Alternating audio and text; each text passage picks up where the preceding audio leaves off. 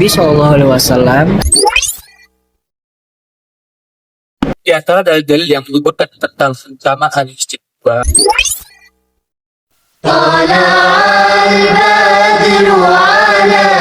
ketika siksaan kaum kafir Quraisy terhadap Nabi dan para sahabatnya semakin keras, terutama setelah wafatnya dua tokoh penting yang melindungi Nabi, yaitu Ummul Mukminin Khadijah radhiyallahu anha dan pamannya Abu Thalib, maka Allah pun memerintahkan kepada Nabi dan kaum muslimin untuk berhijrah dari kota Mekah menuju kota Madinah.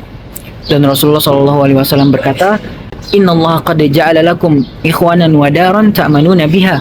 Sesungguhnya Allah telah menjadikan bagi kalian saudara-saudara dan rumah-rumah yang mana kalian aman bersamanya. Ditulis dalam kitab Tarikh Ibnu Hisham. Dan ketika sampai berita kepada penduduk ahli Madinah bahwasanya Rasulullah SAW sedang dalam perjalanan menuju kota Madinah, maka mereka pun berbondong-bondong pergi menuju perbatasan kota Madinah yang disebut dengan Hurrah untuk menyambut Rasulullah SAW. Nah teman-teman, Hurrah ini adalah dataran yang penuh dengan bebatuan vulkanik hitam. Nah di saat matahari mulai panas dan tidak ada lagi tempat buat berteduh, maka para penduduk Madinah pun pulang ke rumah masing-masing. Tapi ketika mereka pulang, di saat itulah Rasul dan Abu Bakar tiba di kota Madinah. Dan orang yang pertama kali melihat kedatangan mereka adalah seorang Yahudi, yang kemudian disampaikanlah kabar gembira tersebut kepada penduduk Madinah.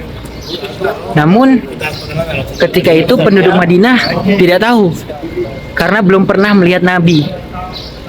Tapi ketika mereka melihat seorang Abu Bakar yang sedang menaungi Nabi, maka mereka pun tahu yang mana Nabi, karena perbedaan jarak usia yang tidak jauh antara Nabi dan Abu Bakar. Nabi tiba di Kuba pada hari Senin tanggal 12 Rabiul Awal, dan di tahun Nabi Hijrah itulah ditetapkan sebagai tahun pertama Hijriah. Dan yang pertama kali meresmikan adalah Umar bin Khattab radhiyallahu anhu di masa kekhilafahannya. Jadi guys, Kuba adalah sebuah pemukiman warga yang terletak 3,5 sampai 4 km dari Masjid Nabawi yang sekarang. Untuk akses ke Kuba sendiri, kalian bisa berjalan ke arah utara Masjid Nabawi atau ke arah kiblat sekitar 900 meter sampai 1 kilo. Setelah kalian menemukan monumen ini, kalian berarti sudah masuk ke Mamsya Kuba atau jalan ke Kuba. Dulu namanya adalah Darbus Sunnah atau tapak tilas atau jejak Nabi SAW, jejak sunnah. Karena Nabi jika ingin ke Kuba, maka beliau akan melewati jalan tersebut atau jalan ini. Untuk transportasi, kalian juga bisa naik mobil khusus ke arah Kuba. Itu biasanya tersedia di bawah flyover dekat monumen yang tadi. Untuk harganya itu sekitar 10 real sampai 15 real. Juga bisa menyewa sepeda Karim, yaitu sepeda listrik yang berbasis aplikasi. Atau jika kalian punya sepeda atau skuter, kalian juga bisa naik itu menuju Kuba di jalan ini.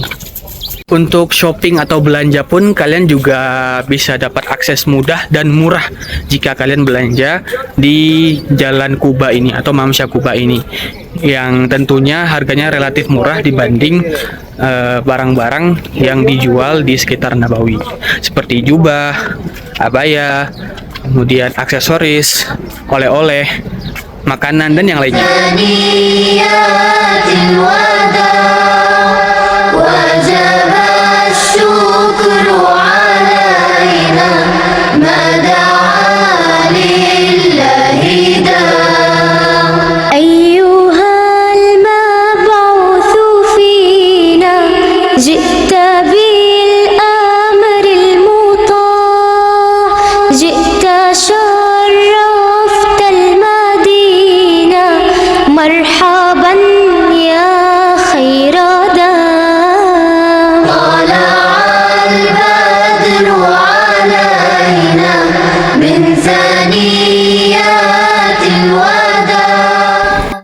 Di jalan Kuba ini atau Mamsya Kuba ini kan akan melewati sebuah masjid yang bernama Masjid Al Jumu'ah. Kenapa dinamakan Masjid Al Jumu'ah?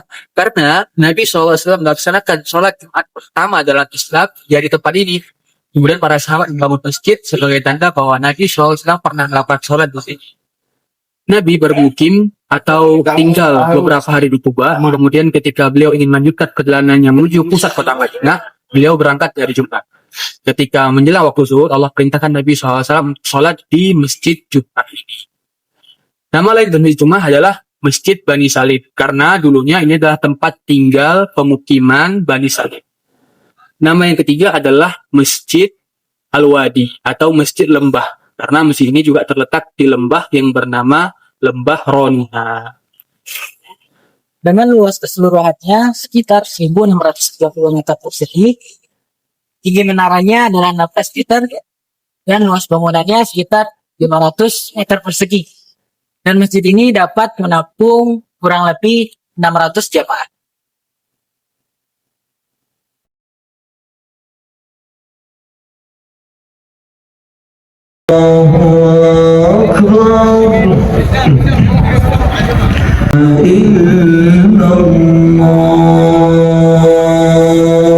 وجب الشكر علينا ما دعا لله داع أشرق النور علينا وتجلى بالجمال يغمر الكون ضياء وظلام. Nabi SAW sampai di Kuba, Nabi SAW menetap di rumah seorang sahabat yang bernama Kulsum bin Hadam dari Bani Amr bin Auf. Kemudian terdapat juga sebuah rumah milik seorang sahabat Ansor yang lain untuk Nabi berkumpul bersama para sahabatnya. Nama sahabatnya adalah Sa'ad bin Khaisamah. Saat itu, Sa'ad bin Khaisamah masih bujang dan belum menikah. Sehingga rumahnya dijadikan tempat berkumpulnya orang-orang kaum muhajirin atau sahabat-sahabat kaum muhajirin yang masih bujang dan belum menikah. Sehingga rumahnya dinamakan dengan Baitul Uzzab atau Baitul Azzab, yang artinya rumah jomblo. Ini diriwayatkan oleh Ibnu Ishaq dalam kitabnya dengan sanadnya. Nabi SAW tinggal di Kuba beberapa hari, kemudian melanjutkan perjalanannya ke pusat kota Madinah dengan menunggangi untanya yang bernama Qaswah. Nah, di mana untanya berhenti, maka disitulah Rasul akan menetap dan tinggal. Dan ternyata untanya tersebut berhenti di daerah tanah milik Abu Ayyub Al-Ansori. Yang kemudian Abu Ayyub Al-Ansori pun menginfakkan hartanya kepada Rasulullah SAW. Di antara dalil-dalil yang menyebutkan tentang keutamaan Masjid Kuba ataupun keutamaan tentang penduduk Kuba, hadis yang diriwayatkan oleh Imam Tirmidzi, Rasulullah SAW bersabda, "Salatun fi Masjid Kuba ka'umratin." Salat di Masjid Kuba pahalanya menyamai pahala umrah. Kemudian hadis yang diriwayatkan oleh Tirmidzi tentang keutamaan atau anjuran mengunjungi Kuba setiap pekannya adalah hadis yang mengatakan bahwasanya antara Rasulullah SAW yazuru Kuba rakiban wa masyiah. Bahwasanya Rasulullah SAW mengunjungi Kuba itu dengan berkendara maupun dengan berjalan kaki. Kemudian Allah Subhanahu wa taala memuji penduduk Kuba di dalam Al-Qur'an. At-Taubah ayat 109, Allah mengatakan la takum fihi abada la masjidun ussisa 'ala taqwa min awwali yaumin haqqu an taquma fihi rijalun yuhibbuna an yatatahharu wallahu yuhibbul mutahhirin. Jangan kalian sholat di dalamnya, yaitu di dalam masjid Dirar, masjid yang dibangun oleh orang Yahudi atau orang-orang musyrik yang tujuannya untuk menghancurkan Rasul dan kaum muslimin. Tetapi masjid yang dibangun dengan takwa di hari pertama dibangun itu lebih berhak kalian sholat dalam tafsir sebutkan bahwa masjid itu adalah masjid Kuba. Kemudian arti ayat selanjutnya adalah fi rijalun yuhibbuna ayyatatahhar, di dalamnya ada orang-orang yang senang bersuci. Wallahu yuhibbul mutahhirin, sesungguhnya Allah menyukai orang-orang yang bersuci. Nabi SAW ketika turun ayat ini, Nabi SAW memanggil kaum Ansor, ya ma'syaral Ansor, innallaha qad azna alaikum fi tuhurikum. Wahai orang-orang Ansor, wahai kaum Ansor, sungguhnya Allah memuji kalian tentang perkara bersuci. Fama tahurukum, dan apa suci kalian, apa bersuci kalian, bagaimana kalian bersuci? Maka mereka menjawab, qalu natawaddu lis-shalah, kami berwudu untuk salat, wa naghtasilu fil janabah, dan mandi, wa naghtasilu min janabah, dan mandi dari janabah, dari junub, wa nastanji bil ma', dan kami beristinja dengan air. Maka Rasulullah SAW menjawab, qalu fa huwa dzaka fa alaik. Apa yang kalian lakukan maka tekunilah. Hadis yang dilakukan oleh Ibnu Majah. Dan riwayat yang lain dikatakan bahwasanya penduduk Kuba suka menggabungkan antara istijmar dengan batu dan istinja dengan air. Dalam tafsir Ibnu Katsir Al-A'mashi dikatakan bahwasanya penduduk Kuba suka bersuci dari syirik atau menjauhi syirik dan suka bertaubat. Fun fact-nya, bayi pertama yang lahir ketika Nabi hijrah dari golongan kaum Muhajir itu adalah Abdullah bin Az-Zubair, seorang sahabat yang mulia yang dijuluki dengan Ahadul Abadillah.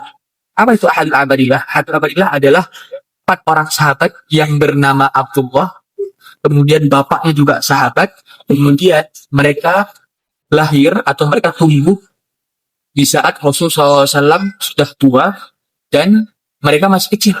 Kemudian di saat mereka besar, mereka adalah orang yang paling banyak memberikan fatwa dan mengajarkan ilmu kepada para tabi'in.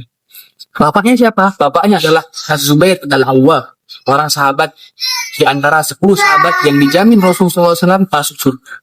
Ibunya siapa? Dia adalah Asma binti Abu Bakar, anak dari Abu Bakar, kakak dari Aisyah radhiyallahu taala anha, ummul mukminin, istri Nabi sallallahu alaihi wasallam. Salah seorang sahabat yang membantu Nabi dalam proses hijrah bersama Abu Bakar, yang membawakan bekal kepada Nabi saat Nabi dan Abu Bakar masih dalam gua. Kakeknya siapa? Kakeknya adalah Abu Bakar As-Siddiq, yaitu Khalifatu Rasulullah sallallahu alaihi wasallam, salah seorang sahabat, bahkan sahabat terdekatnya Nabi sallallahu alaihi wasallam, Saniyusnya Ghar, orang ketiga atau orang kedua yang bersama Nabi di dalam gua. Sahabat yang bersama Nabi saat suka maupun duka. هذا الحمال لا حمال خيبر هذا أطر ربنا وأطهر اللهم اجعلنا الأجر أجر الآخرة فرحم الأنصار والمهاجرة. Teman-teman, Masjid Kuba juga memiliki 56 kubah kecil yang berdiameter 6,6 meter dan kubah besar yang berdiameter 12 meter. Dan juga menaranya ada 4 yang tingginya 3,6 meter. Yang dibuat dengan granit dan marmer. Nah, luas keseluruhan Masjid Kuba dan halamannya sekitar 24.000 meter persegi yang bisa menampung kurang lebih 20.000 jamaah. Maka ya masjid-masjid yang lainnya teman-teman, bahwa renovasi yang paling besar terjadi pada masa pemerintahan Raja Fahad, yang mana saat itu termasuk dari visi misi kerajaan ketika itu. Disebabkan oleh beberapa faktor, antara lain karena lonjakan jamaah yang terjadi pada tahun 1970 sampai 1980. Kemudian modernisasi fasilitas dan juga penegas bahwa Raja Fahad sebagai Khodimul Haramain Asy-Syarifain atau penjaga dua kota suci Mekah dan Madinah. الليل زال طلع البدر علينا من ثنيات الوداع وجب الشكر علينا ما دعا لله. Nah, sahabat Isra, di sebelah barat Masjid Kuba terdapat sebuah sumur. Sumurnya dinamakan dengan Sumur Aris. Diambil dari nama seorang Yahudi yang artinya Al-Fallah atau petani. Nama lain dari Sumur Aris adalah Sumur Khatam atau Sumur Cincin, karena cincin Nabi SAW pernah jatuh di situ. Nah, Sumur Aris menjadi saksi bisu bahwasanya Nabi SAW pernah memberitakan kabar gembira atau menjamin 3 sahabat, Abu Bakar, Umar, dan Utsman masuk surga. Suatu ketika di sebuah hadis yang diriwayatkan oleh Abu Musa Al-Asy'ari dalam kitab Sahih Bukhari, Nabi SAW pernah duduk di Sumur Aris di salah satu sisinya. Kemudian Abu Bakar masuk izin kepada Abu Musa Al-Asy'ari selaku penjaga tempat ini untuk menemui Nabi. Kemudian Nabi SAW memberikan izin dan memberikan kabar bahwasanya basyiruhu bil jannah, beritakanlah kepada Abu Bakar bahwa ia akan masuk surga. Kemudian Abu Bakar masuk dan duduk di samping kanan Nabi. Di salah satu sisi sisi sumur. Kemudian yang kedua Umar masuk. Umar minta izin kepada Nabi untuk masuk. Kemudian Nabi bilang basyiru bil jannah. Beritakanlah kepada Umar bahwasanya Umar akan masuk surga. Kemudian Umar masuk menemui Nabi dan duduk di sisi kiri Nabi di bagian salah satu sisi sumur. Kemudian yang ketiga adalah Utsman masuk. Kemudian Nabi bilang basyiruhu bil jannah ala balwa tusibuhu. Nabi bilang, beritakanlah kepada Utsman bahwa ia akan masuk surga dan sebelum dia meninggal bahwa dia akan ditimpa oleh beberapa cobaan. Kemudian Utsman masuk dan menemui Nabi. Kemudian Utsman melihat sisi kanan dan sisi Nabi telah penuh, telah ada orang yang mendudukinya. Kemudian Utsman duduk di seberang Nabi atau di depan Nabi. Dan ini menjadi tanda bahwasanya nanti ketika dikuburkan, Nabi bersama Abu Bakar dan Umar itu di satu tempat, sedangkan Utsman di tempat yang lain. Wallahu ta'ala alam. Dikatakan bahwa cincin Nabi SAW pernah jatuh ke dalam sumur tersebut. Kemudian Allah beri mukjizat air yang ada di dalamnya naik sehingga cincin tersebut kembali ke Nabi SAW. Kemudian cincin tersebut diturunkan ke Abu Bakar pada saat beliau menjadi khalifah. Kemudian diturunkan lagi ke Umar bin Khattab dan juga diturunkan ke Utsman bin Affan radhiyallahu anhu.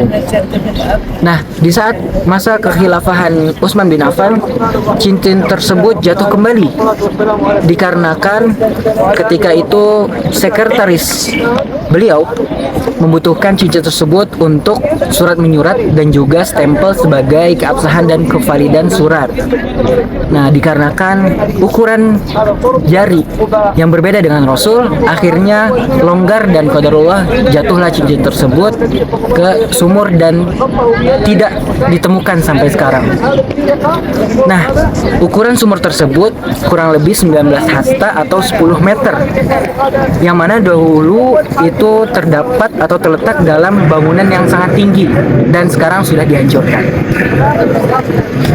Nah, ilustrasi dulu Nabi duduk bersama para sahabatnya. Jadi Nabi duduk di salah satu sisi, anggap aja di sini. Kemudian Abu Bakar di sebelah kanannya, Umar di sebelah kirinya, dan Utsman di depan Nabi.